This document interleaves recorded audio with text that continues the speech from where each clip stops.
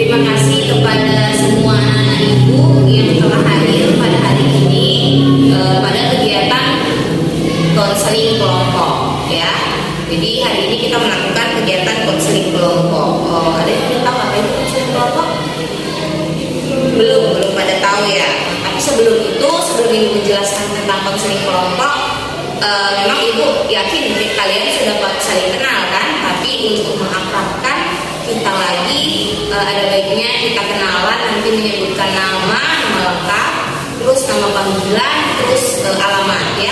Dimulai dari ibu ya. Jadi kenalkan, nama ibu Putri Nopayanti Harahap, panggilannya Putri, ibu tinggal di Bukit Berbunga, tahu kan? Lanjut. Perkenalkan, nama saya Abdul Ghani Sinamora, nama panggilan saya Abdul, dan saya di bagian Oh, Liaga ya. Lanjut. Nama saya Rahmudi, nama panggilan saya Moza, saya tinggal di Tina. Iya ya. Setelah kita perkenalan, ibu tengok ini kayaknya kurang semangat. Kenapa? Kenapa kurang semangat? Coba dulu kita SD dulu ya sebelum kita lanjut. Jadi SD itu biar kita itu lebih kompak, lebih akrab, itu seperti dance gitu. Jadi semangat.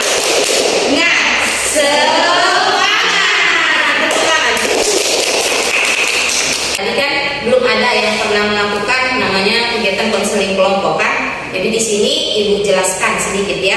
Jadi kegiatan konseling, layanan konseling kelompok itu adalah suatu bantuan atau proses pemberian bantuan kepada individu, kepada seseorang oleh seorang konselor. Itu di sini ibu oleh seorang konselor untuk menyelesaikan masalah yang sedang dihadapinya dengan melibatkan dinamika kelompok dengan cara kita seperti ini kan dalam kelompok, dan di dalamnya itu dilaksanakan dengan saling mempercayai, saling pengertian, saling terbuka dan saling mendukung ya.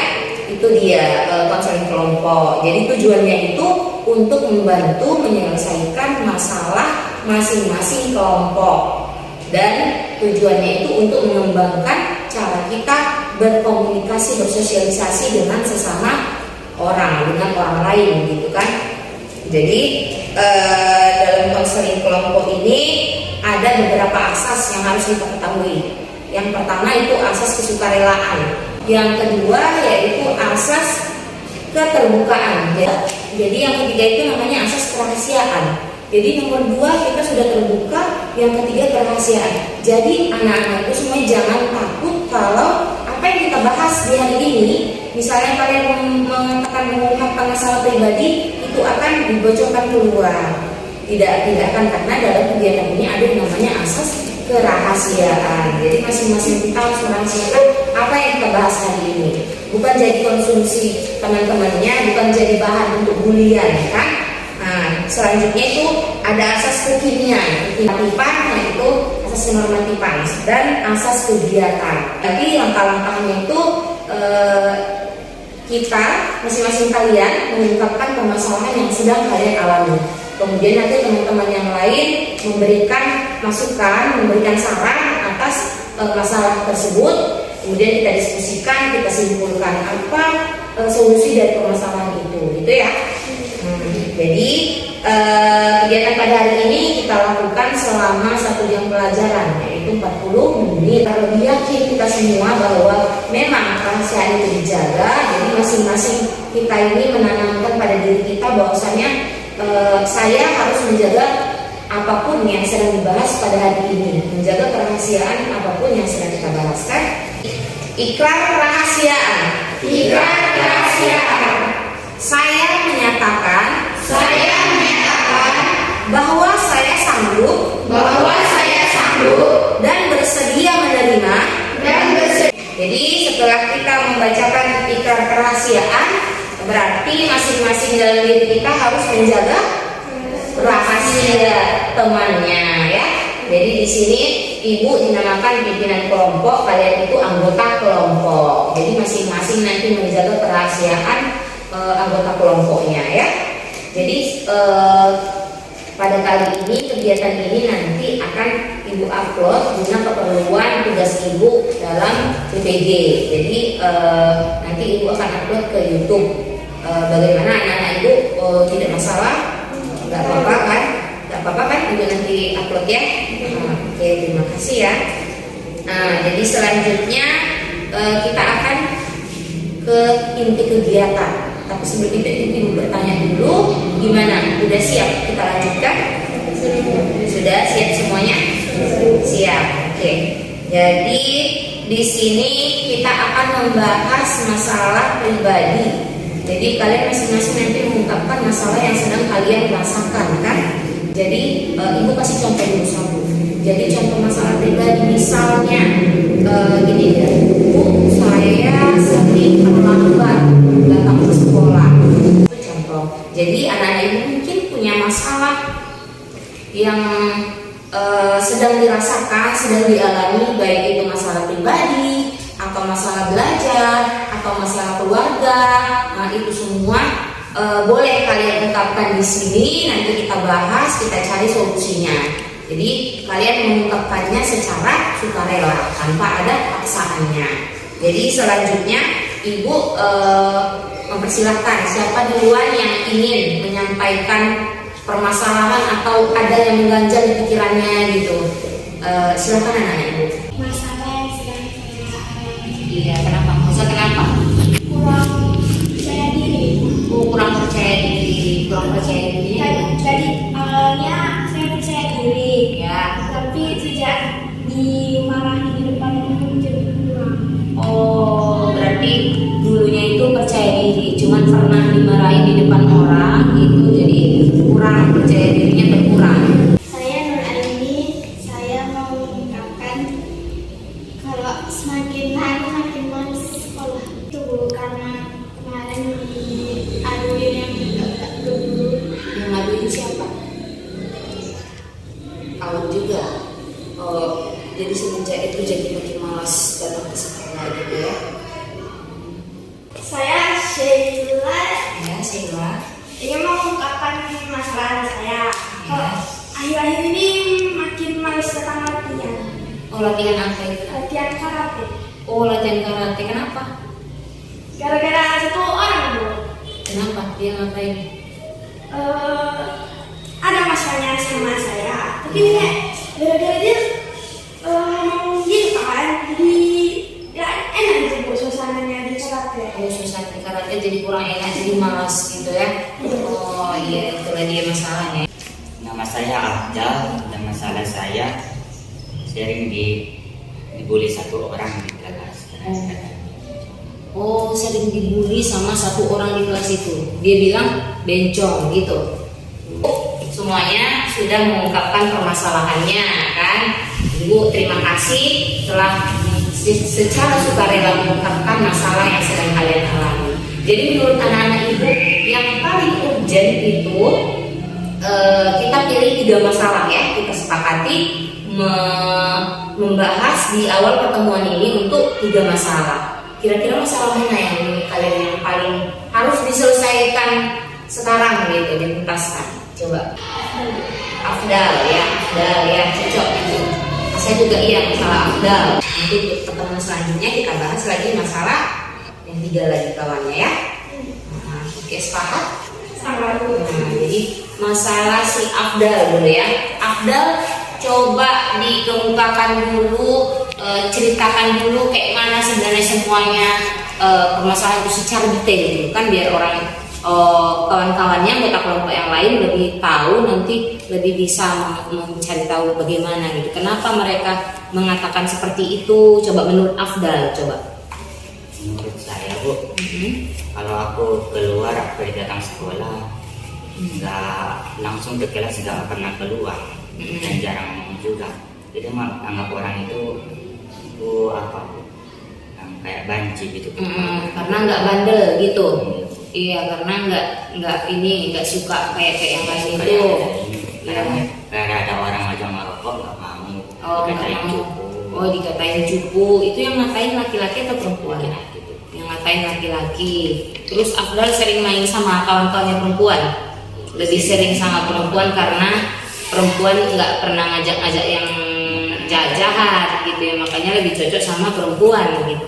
Afdal ada kawan dekat di kelas? Maksudnya yang sering cerita laki-laki, kawan laki-laki? Oh enggak ada. Kalau ada tuh orang tuh ngomong sama dia langsung dibilang, langsung dibocorin.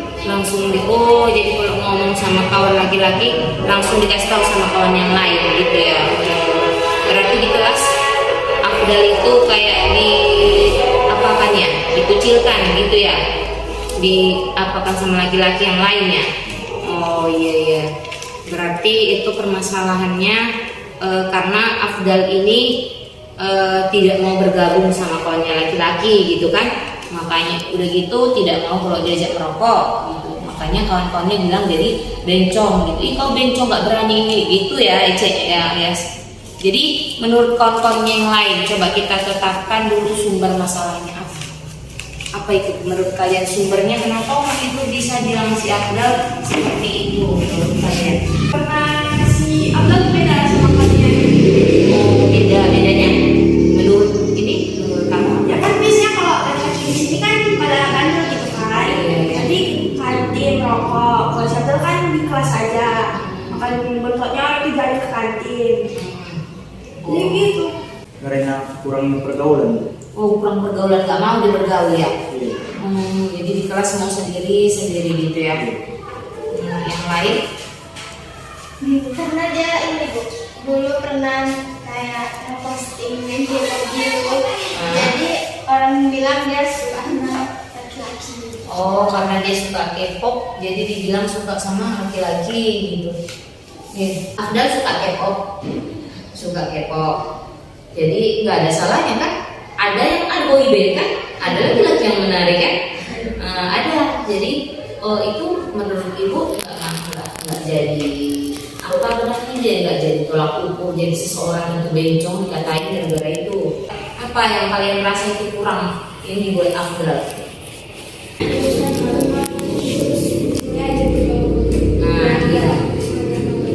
Iya, Afdal nggak usah dengerin kalau ada komentar-komentar negatif tentang Afdal itu, nggak usah dengerin, nggak usah dimasukkan ke hati. Anggap aja dia sih karena dia nggak bisa kayak kamu, ya.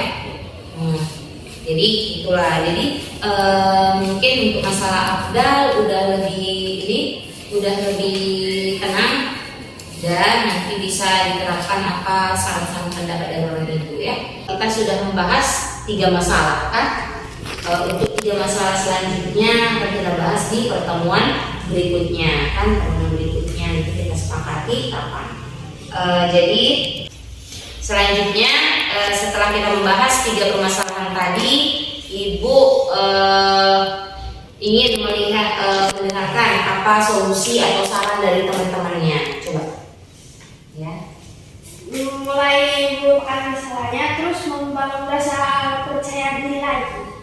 Kamu rasa percaya diri lagi, melupakan masalah yang kemarin, dilupakan aja udahlah itu ya. Mulai bergaul dengan teman dan mulai percaya diri lah, nggak dikatain.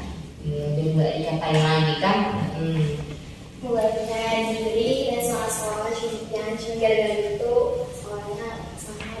Iya, harus semangat kalian ini semuanya kan.